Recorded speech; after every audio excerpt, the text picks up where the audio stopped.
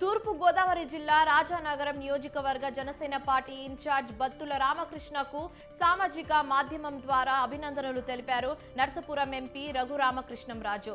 రానున్న ఎన్నికల్లో విజయ డంకా మోగించాలన్న రఘురామ ప్రధాన ప్రత్యర్థిపై విజయం కోసం మరింతగా ప్రజలతో మమేకం కావాలని సూచించారు.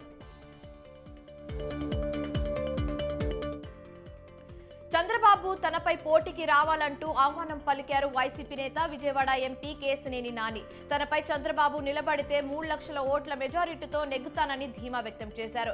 నందిగామ నియోజకవర్గ వైసీపీ ఆత్మీయ సమావేశంలో పాల్గొన్న ఆయన ఈ హాట్ కమెంట్స్ చేశారు.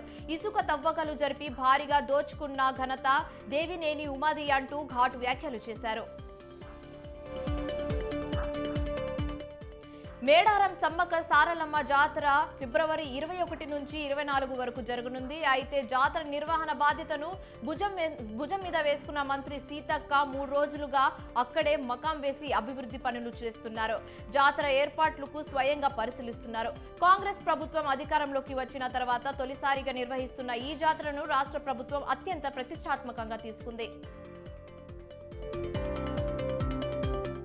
ఏలూరు జిల్లా ద్వారక తిరుమల మండలం దేవినేని వారిగూడెంలో పెద్ద పులి సంచారం హడలెత్తిస్తుంది. అర్ధరాత్రి సమయంలో గ్రామంలో 2 ఆవులు ఒక దూడపై పులి దాడి చేసింది. ఘటనా స్థలంలో పులి పాదముద్రలు గ్రహించిన స్థానికులు దీంతో అటవీ శాఖ అధికారులు అప్రమత్తమయ్యారు. పులిని బంధించేందుకు చర్యలు చేపట్టారు.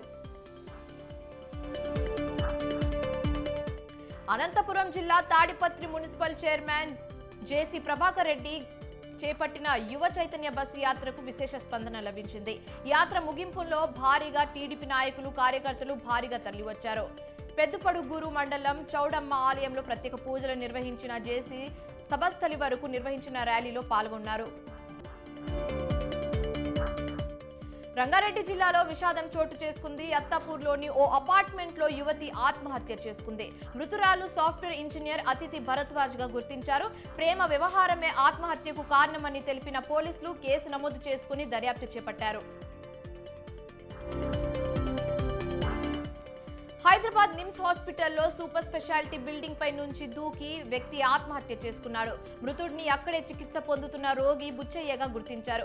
వైద్య పరీక్షల్లో బుచ్చయ్యకి క్యాన్సర్ వ్యాధి నిర్ధారణ కావడంతో డిప్రెషన్ కు లోనైన ఆత్మహత్యకు చేసుకున్నట్లు నిర్ధారించారు. పోలీసులు కేసు నమోదు చేస్తున్నారు. ఆడుదాం ఆంధ్ర అంటూ ఏపీ ప్రభుత్వం క్రీడాకారులకు అందించిన కిట్లపై విమర్శలు వెల్లువెత్తుతున్నాయి. నాసిరకం కిట్లు అందించారంటూ ఆటగాళ్లు అసంతృప్తి వ్యక్తం చేస్తున్నారు. తమకిచ్చిన క్రికెట్ బ్యాట్లు టెన్నిస్ బాల్ కి తప్ప క్రికెట్ బాల్ కి పనికిరాదన్నారు. అలా కాదని ఆడితే బ్యాట్ 2 ముక్కలు అవుతుందని వాపోతున్నారు. నాసిరకం కిట్ల పంపిణీపై అధికారులు చర్యలు తీసుకోవాలని కోరుతున్నారు. భారత్ ఇంగ్లాండ్ జట్ల మధ్య 5 టెస్టుల సిరీస్ లో భాగంగా 2వ టెస్ట్ విశాఖ వేదికగా జరగనుంది. అయితే ఫిబ్రవరి 2 నుంచి 6వ తేదీ వరకు జరగనున్న ఈ మ్యాచ్ కై ఏఎం పాలెంలోని ఏసీఏ వీటీసీఏ అంతర్జాతీయ స్టేడియం ముస్తాబవుతుంది. స్టేడియంలోని గ్యాలరీ రెడీ అవుతున్నాయి. ఈ మ్యాచ్ కు కూడా పాఠశాల విద్యార్థులు, క్రికెట్ క్లబ్ క్రీడాకారులకు ఉచిత ప్రవేశం కల్పించనున్నట్లు సమాచారం. మరోపక్క ఉప్పల్ వేదికగా జరుగుతున్న తొలి టెస్ట్ 2వ ఇన్నింగ్స్ లో ఇంగ్లాండ్ 420 పరుగులకు ఆల్అౌట్ అయింది. దీంతో 231 పరుగులు టీమిండియా లక్ష్యం ఉంది. ఇంగ్లాండ్ తరఫున సత్తా చాటిన ఓన్లీ 196 రన్స్ తో ఒంటరి పోరాటం చేసి భారత్ లో ఆడిన టెస్ట్ మ్యాచ్ల్లో ఇండియా జట్టుపై ఎక్కువ పరుగులు చేసిన ఆటగాడిగా నిలిచాడు.